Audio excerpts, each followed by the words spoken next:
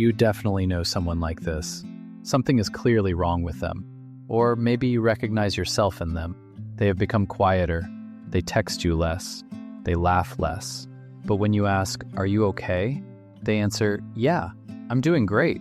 And the strangest part is, they say it so calmly that you almost believe them. But inside, people like this are going through something completely different.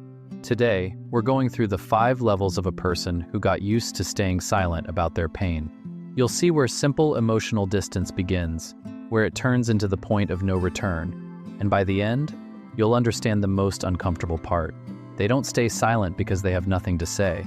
They stay silent because at some point, they learned that no one would understand their pain. Level 1. The "I'm fine" illusion. At this stage, the person has not completely shut down yet. They have simply switched to short answers. "I'm okay. It's nothing." "I'm just tired. I'll figure it out." Somewhere inside, they want to talk, but the moment they get a chance, something stops them. Because another person's reaction can hurt more than the problem itself. A changed subject, a casual, "everyone has problems," and suddenly, it feels even worse. So they choose the safest shield. "I'm fine." Level 2. Laughter as pain relief. At this level, the person learns to hide their pain almost perfectly. They laugh at themselves. They move away from the topic. They act like all of it is just a joke. People around them say, "You have such a good sense of humor."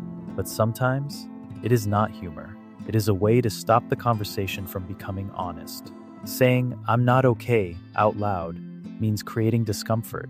And people like this are not always afraid of the pain itself. They are terrified of how other people will react to it. Level 3. The savior of everyone except themselves. They become the person everyone goes to. They listen. They give advice. They text first. They remember who is having a hard day. But when they are the one hurting, they disappear. And it is not because they are strong. It is the illusion of control. When you help someone, you control the situation. When you ask for help, you depend on someone else's reaction. And for someone who was not heard before, that feels unbearably heavy. Level 4. The body rebels. If you keep pushing pain down for too long, it does not disappear. It finds another way out. Irritation for no clear reason. Feeling exhausted right after waking up. Losing focus. Short-answered. Pulling away from the people you love. The person does not even understand what is happening to them. They may think, "Maybe I just became cold." But this is not coldness. This is total overload. Hidden pain starts burning through the energy you need for everyday life. Level 5.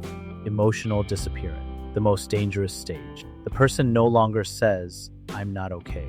They do not even try, because deep down, they are already convinced it is pointless. They can sit in a group of friends and still feel isolated. They can reply to messages and feel no real connection. They smile, work, and live what looks like a normal life. But in the background, one thought keeps repeating: if I disappear emotionally, no one will even notice. Silence that once protected them eventually turns into a cage. A person does not stay silent just because they are closed off. Sometimes they stay silent because they tried to speak too many times to the wrong people. You do not have to open up to everyone. You do not have to trust your pain to people who do not know how to handle it gently. But if you recognize yourself in these levels, try starting with one tiny step. Not a big confession, not a long explanation. Just choose one safe person and say one honest sentence. "I'm having a hard time right now, but I don't know how to talk about it." Sometimes that is enough to stop being alone with your pain. Write a number from 1 to 5 in the comments. Which level did you recognize yourself in the most? And if topics like this feel close to you, subscribe to Dark Psychology with Alexey. Here we talk about the things people usually hide even from themselves.